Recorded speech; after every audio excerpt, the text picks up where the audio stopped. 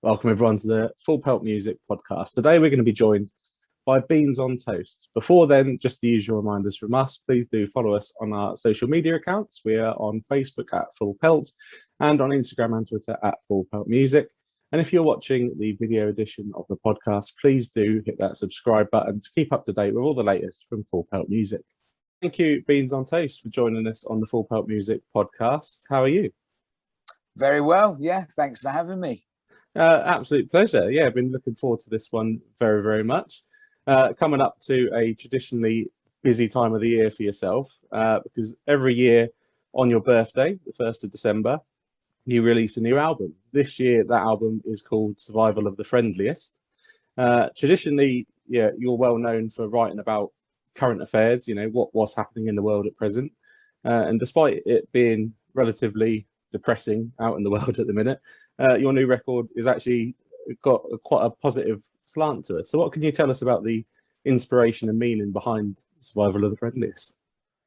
I feel it's actually, it's an honest interpretation of how I feel at the moment. I don't know whether it's kind of sick and tired of the sadness. Or, Yeah. I think what I do and the kind of the art that I create is probably a lot to do with my I don't know, sort of positive mental well-being. I feel like I've tackled Brexit, climate catastrophe, COVID, and it's not made any of them go away, but it's certainly, as far as like putting my thoughts out into the world and sort of how it's going to affect the world, I've sort of done it. I've sort of crossed that bridge.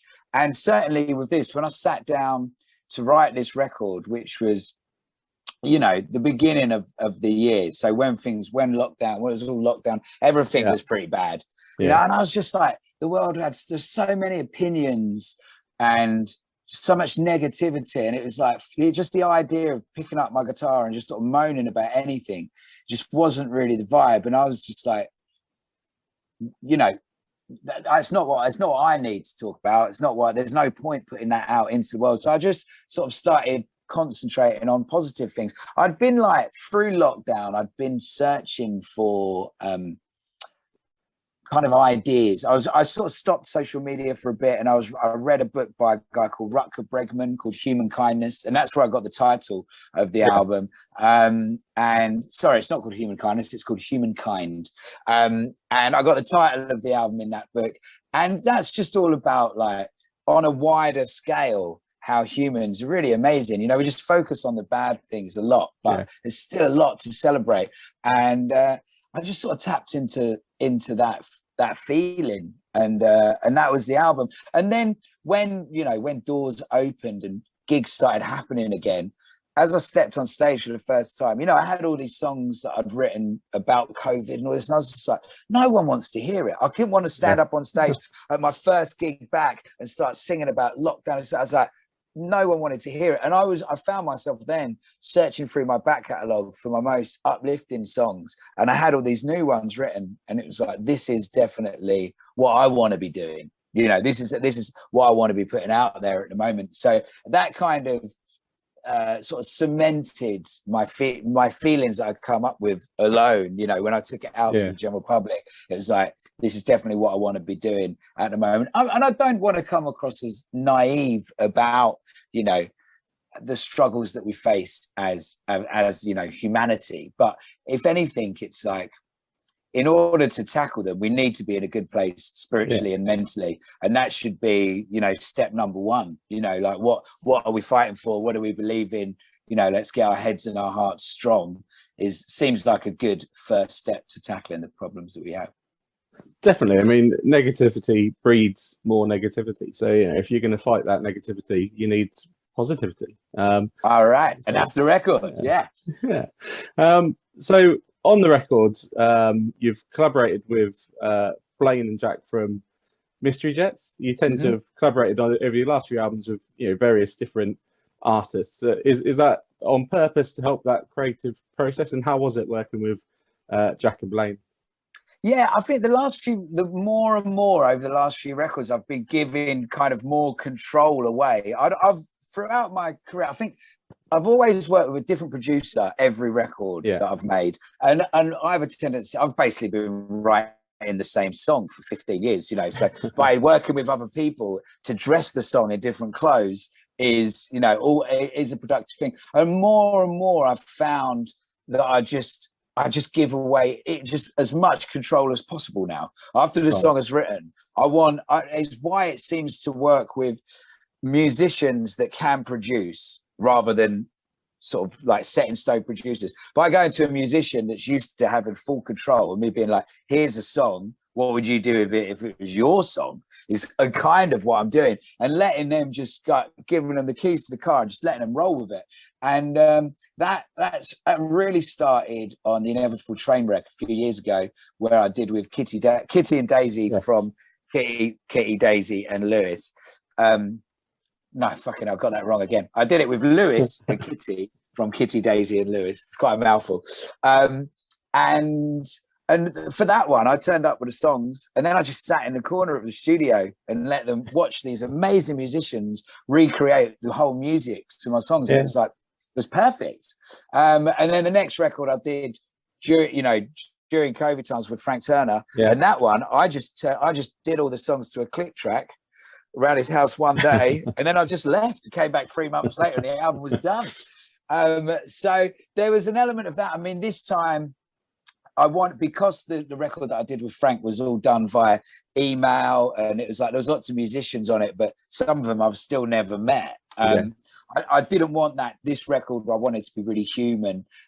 So I know Blaine from the kind of early 2000 London heydays, you know. I always loved the Mystery Jets, always loved him as a guy, and he just popped into my head. And I knew that he was doing a bit of production, and I was sort of thinking about how to, you know, what would be a good way to take these songs. And I guess I wanted something sort of a bit more epic than the standard folky stuff. And he just popped into my head, and I just thought, you know, I wonder if he's still got the same phone number that he had in 2004. So I texted him kind of out of the blue, and he just came back straight back and said it'd be an honor. In fact, even after that, I said, I've got some musicians I'd like to work with. And I just put musicians in my head while I was writing the songs. And every single person that I asked was, one, they wanted to do it. Two, they were available. Because I was like, I'm not doing anything, as I said, via email. You have to be able to come into the studio in these 2 weeks. And and everybody that was available and up for it. And Blaine basically said he wanted to do it with Jack, who he plays with in the Mystery Jets, who's another old friend. We have kids the same age, so I used to go on like play dates with Jack. And and basically, so the way we did it was Blaine and Jack came to mine. I moved to Kent during lockdown, and I'm now sat in like this art studio at the bottom of my garden where I do my songwriting and where all the records are now stacked up, getting ready to be sent out. So we spent a week here in the studio during like a heat wave over the summer solstice, and there it was like the three of us I had the songs, but the three of us wrote the music, and both of them were just bursting with ideas. Let's do that. And it was just like everything was up for grabs. We worked through the night, sweating our balls off. It was so hot, and we recorded some bits and bobs here, and then we went to a studio called Big Jelly Studios and you know, recorded the kind of body of it. But a lot of the writing was here. Whole thing was done in 2 weeks. Bish bash bosh. We came out. You know, and it was done. I'd actually say it's like probably the most sort of spiritual experience I've had recording music. And I think that's testament to the positivity of the songs. If you're constantly singing happy shit, you know, like over and over doing takes of these songs, it's like everything's great. Like, and it was like with the house here, we're right on the beach. So I was like, we'd finish a take and go swimming and like watch these like epic sunsets and then come back. And like, dude, there's a big skylight up here, and there was one song when I was doing the vocal take, and it was like, apparently the universe is an explosion is the line, and it's fucking lightning ripped through the sky. And it was like, wow, like loads of moments like that. We had all these birds come and nest on the outside of the studio, so loads of like good, you know, like pretty symbolic stuff was happening as well. So it was, it was a real experience. We finished the album, and the three of us got in the sea, and we were like holding hands, cheering. And I've made a lot of records, but I've never finished. That's like a Hollywood movie. That's what you do when you finish recording an album in a Hollywood movie. So it was pretty spectacular, basically. Yeah, I'm excited now for people to hear it. Yeah, no, it sounds like a beautiful experience. And yeah, Hollywood movie ending there. You can just imagine the credits starting to roll over, you guys walking into the sea. I think that's what I said. I was like, roll credits as I jumped in. Oh, brilliant. And yeah, it is a typical Beans on Toast record in the sense that there's a song about a tree on there and there's a love song on there. So the love song is called Let's Get Married Again. What can you tell us about the story behind that? Because I understand there's a bit of a funny story there. So during like the lack of festivals this year, my agent Adam, who does my bookings, he kind of was like, do you fancy doing some weddings? And in the past I've always kind of dodged. I've played one wedding. I've played a bunch of friends' weddings, which doesn't really count, but like a few people sometimes ask, like, we're having a festival type wedding, do you want to play? And it's quite a weird gig, a wedding. The one that I did do, it's like normally you're like, people are there to see you, or you've got a certain amount of authority by being on stage. And if you're at a wedding, there's a lot of people that aren't there for you that are like, who the fuck is this guy? Like the uncle at the back, like, how much do you pay him? What is this? And also you can't make it about you. You've got to make it about the couple. Anyway, in the past, I've not really been a big fan, but there was there was a lot of gaps in the calendar, and there was like, do you want to play weddings? So I was like, I charge big bucks for weddings. So I was like, all right, we'll do some weddings. And I was surprised that people said yes and agreed to the fees.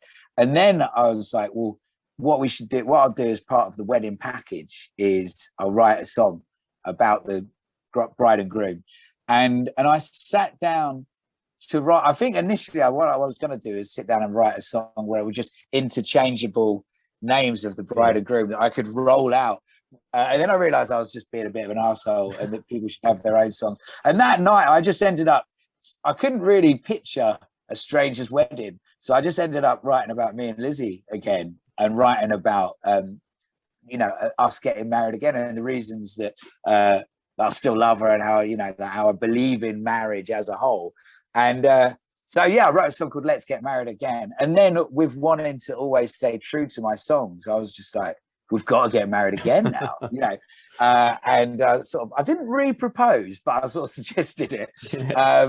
I still need to sort it out actually, but sometime in January, we're going to get married again. And I keep on playing gigs and inviting people. Everybody who came to my Clapham Grand gig got an invite, and I keep on getting emails saying, when's the wedding? So I'm going to have some kind of like random remarriage, which we can probably sort of film and turn into a music video for the song as well. So, but let's get married again, basically. And there's something quite pagan about that as well. I think pagans actually restay their vows every year. They don't have an anniversary. Okay. They just sort of say, do you still want to be married for another year? And it's like, which I kind of think I think there's something nice about that. Like, as long as the other person says yes, yeah. Yeah, I mean, but even if they don't, I guess at least, I believe in true love lasting forever, but that's not always the case, isn't it? And if there was a day when you had to confront that, I think I'd rather be out of a relationship than in a bad one. And True. It's like, I think it's probably quite I reckon the pagans did a lot of things right. That's one of the good ones, I reckon. Just sort of every year, you're like, you're still up for this? And also just committing to 1 year at a time seems kind of sort of doable as well. Oh, yeah, definitely. So obviously you talked about the pandemic there, where there was a lack of live shows. Well, live shows are back, and in traditional Beans on Toast fashion, you've got a rather lengthy, extensive tour lined up for the rest of this year and next year. Traditionally, obviously, you don't tend to have a written set list as you go into these shows. So, as opposed to asking, what should fans expect? I suppose fans should expect the unexpected from you. Yeah, I mean, I am doing. So the December run, it's split into two runs. The December run, I'm playing with Jack from the Mr. Jets and Kitty Liv from Kitty, Daisy and Lewis. So we're doing a little 3-piece setup, which we did a trial gig for last weekend, and it was amazing. We got like a stomp box, electric guitar, bass guitar. Both of them are like multi-instrumentalists, fucking cool as fuck, young, and it's just like amazing. And then it's like, and there's me just like doing my thing in the middle. So that with that, it'll certainly bring a nice we've worked out a bunch of new songs, and we've reworked a bunch of old songs, and then there'll be me and my guitar kind of in the middle and at the end. Yeah, but as usual, you know, I think you could probably, as well as expecting it unexpected, they're definitely, the feel of this set is going to be all about the good times again. It's going to be no fun. I'm not even going to be whinging about the government, I don't think. I'll just be like, you know, you can leave that to your Facebook feed, come out to the gig, you know, just for good times. And you must be, you know, personally really excited to get back out on the road, having, you know, lived on the road pretty much for all your life, and then to go 18 months or whatever it was. I mean, I in all fairness, I've played a lot of gigs in the last year, certainly more than most. But I haven't done. They've been mostly like the odd stints here and there, and a weekend away. I haven't done the pack the van. We're going on tour, and this is 19 shows in 19 days in December. So it's like, even by my standards, that's quite full power. And I literally, I can't wait. I can't wait. It's like that. The kind of week before a tour is always a bit weird, because it's hard to imagine until the ball starts rolling, and then it's like, you know, it's just you just go with it. But there's an element of touring that you can never plan for, which is sort of one of the reasons I love it. During lockdown, when you couldn't be out on the road so much, you dabbled with the live streams. Looking back at them now, how do you feel about live streams? Do you think there's potentially a use for them in the future still? Yeah, definitely. I think they kind of created a new platform for listening to music. The honeymoon period is over, you know, and no one's going to want to hear about them for a couple of years. But I think that they will exist forever now. People know what they are, and people can kind of, you know, push boundaries, and people willing to buy tickets. For some people, they're obviously much better than gigs. I don't think they should really be seen as the same thing, in the same way that an album isn't seen as a gig. And I don't think moving forward they will. But the more platforms there is to perform and, you know, and listen to music, the better in my book. I enjoy other people's live streams, and I definitely think you can see why people aren't into it now, but you know, once you're shaking it off a little bit, and certainly I think things like half ticketed, half streamed gigs, stuff like that will work as well. I think it works really well, the 50-50 approach, like you said, because, you know, there's obviously people that perhaps can't travel to gigs, or can't afford to travel to gigs, or there's, you know, accessibility issues and all that kind of stuff. Or fucking hate gigs, you know. Hate other people. Just love sitting at home, you know. Which if that must be someone's thing. So definitely. No, I think I really enjoyed them during lockdown. So that was really good. And you were kept fairly busy during lockdown. So another thing that you were able to do was release your second book, which was called Foolhardy Folk Tales. Having read both your books, they're really enjoyable reads. Oh, respect. How was it for you? Yeah, what was the experience like to write and then release these books? Was it a bit of a scary experience? No, I mean, like the first one. Quite, it's hard to think about the first one now, because it was quite a while ago. But I sort of surprised myself. Is probably the easiest way to explain it. I sort of never ever pictured me writing a book, and just the fact that anybody was interested in reading the first one was enough of a success for me. I mean, it sold way more than I would have ever hoped, and you know, people seem to enjoy it as well. And I'd finished that. I didn't really have. When I'd finished the first one, the last thing I wanted to think about was writing another book. So I think I was like, that's it. I'm not going to write another one. Then I've done. I'm happy that I've done it. And then obviously when things changed so drastically, I think secretly I'd been like in the back of my mind, I was like, if I was going to do another book, you know, what stories would go in it? And then when it was like the reality of spending a lot of time at home and, you know, needing a project to get stuck into, just so that I don't get stuck into Twitter, you know, I just sort of like, I was like, right, fuck it. If ever there was a time to write another book. Also, without being too crass, knowing that I would have a massive sort of like, you know, financial hole from, I didn't know moving forward what was going to happen. I was like, the idea of being able to sell a book was quite appealing. So yeah, I just sort of sat down and penned the second one. And same as the first one, the actual writing of the book is I don't want to say it's easy, but it's like, it's so different from writing a song, because when you sit down to write a song, you kind of conjuring something out of nothing. And it's like, you just have to form the whole thing, which is, again, that is, you know, I'm a songwriter, not a book writer, but that's, you know, that's what I sort of love.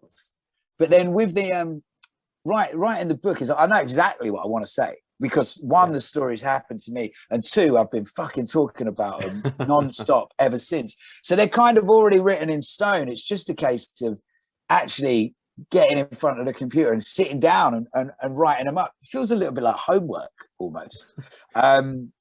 And so, but I knew that I had it in me. So I just sat down and cracked out the second book, basically. And then it finished. It ended up being all part of the move out of London. I mean, the last chapter is, if you've read it, as you know, the last chapter is about live streams and how during the pandemic we actually managed to sell a bunch of art and buy a house in Kent in this desk. This is the desk in the book, and that's where I wrote the book.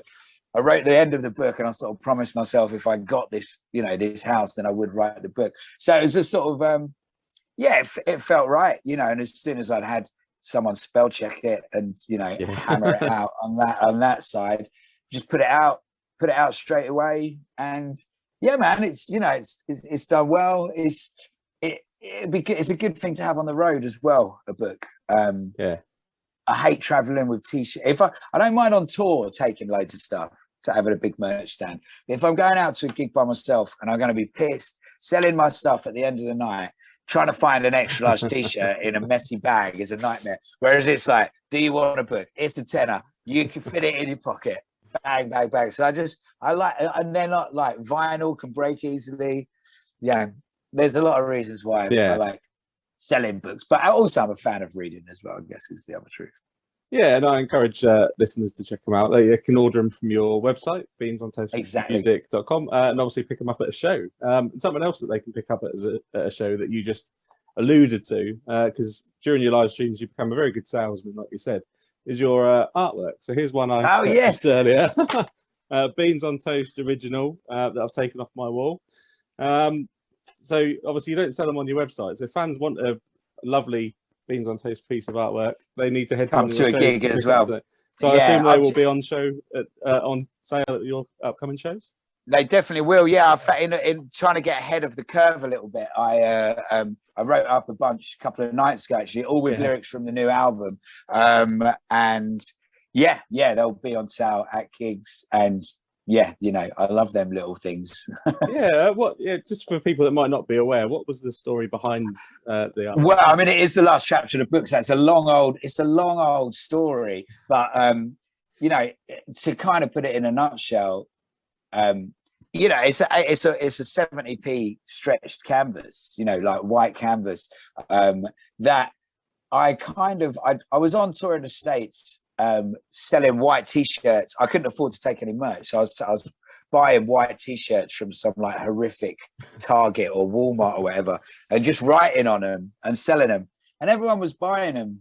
And I realized that no one was probably going to wear these t-shirts. They just wanted something to kind of connect and help me get to the next show or whatever. And then just killing time in an art shop, I found some stretched canvases for $1 a pop, and I just bought them and just started selling them. And they, you know, like, the rest is really history. I mean, now I did it in the States, and I was supporting Frank Turner out there. And there's one thing when you're a support act, being really cocky about your merch, trying to sell as much as you can, because you kind of like, it's fair enough to be like hustling as the support act. When it's your own show and people have spent, you know, 15 quid to come to the gig, and you try and sell them something worthless for another tenner, you can't really hustle your own crowd. It's not fair. So I sort of felt a bit like, you know, can I do it at my own gigs? And I thought, well, I won't make a big deal. They're there if people want them. And the first show was in Glasgow, and we sold out of all that I'd bought. And that to this day, at any gig I play, they will outsell CDs, books, t-shirts, by a long shot. And if you think about how expensive it is to make an album, like it costs a fortune, or how much time it takes to write a book, it takes ages. These things, they cost nothing and they take no time whatsoever. And they just, everybody loves them. And you can see, because there's something different, and people can still connect to it. I have the most popular ones. Be Nice, the one that you have there, is a particularly popular one. Like I Fucking Love You is a big one. And then there's like I'm Home When You Hold Me, which is like lyric for one of my songs I've done. But I'll also, I'll write whatever people want on it. I'll generally, I'll have a bunch set out at the gig, and then a bunch of empty ones, and I'll just come out at the end and write out whatever people want. And it's like, I think it just works for everybody. I know people that have got loads. They're like, I got 6 on my wall at home. It's something different, and I it literally, I mean, it was selling them online from a live stream that I basically managed to get a deposit for this house that I live in, which is absolutely insane. So I can't imagine what my life would be like if I didn't go into that art shop one day. It's just so much has changed. It's the sort of shit that you cannot you can't premeditate that shit. Like no one else could have come up with that idea. No. If someone else tried, it'd never work. It's just something about I mean, obviously all my artwork has always been my handwriting, so there's an element of that. But I don't know. It's just somehow the stars aligned, and it just it sorted me out no end. Just took off. Just a lucky mistake kind of thing. And exactly they are fantastic and really useful. It might be a nice one. Whenever either of my little kids are being naughty, I just point to the sign. Yes, see, there you go. Parenting as well. Exactly. Oh no, no. Thank you for the chat, Jay. Beans on Toast. We were really looking forward to having you on. Obviously, listeners need to check out your album on the 1st of December and your tour at the end of this year and at the start of next year. So obviously they'll need to follow you on social media. So let me just make sure I've got it correct for you. Your Instagram is beans.on.toast. Yeah. Your Facebook is Beans on Toast Music. Yeah. And your Twitter is Beans Toast. Fuck, they should all be the same, shouldn't they? What a nightmare that is. I mean, I mean, my website's Beans Toast Music. I mean, you can also Google it. It took me so long to get above the, exactly various Jamie Oliver recipes. For taste. Now it's top without, top of the search engine. So you can feel free to Google it. Clearly, search engine metrics and that weren't at the forefront of your mind when you chose your stage name. No. But no, thank you very much for joining us. Thank you very much for giving us your time. Thanks for having me. Thanks very much. Respect. Yeah, no, absolutely, my pleasure. And best of luck with the tour and the new album. And catch you out on the road. See you out there. Cheers. We hope you enjoyed that chat there with Beans on Toast. Please do remember he is out on tour very shortly, and his new album, Survival of the Friendliest, will be out on the 1st of December. Remember to follow us on our social media channels at Full Pelt on Facebook and at Full Pelt Music on Instagram and Twitter. And please do hit that subscribe button if you are watching on YouTube. We will see you again soon for another edition of the Full Pelt Music Podcast.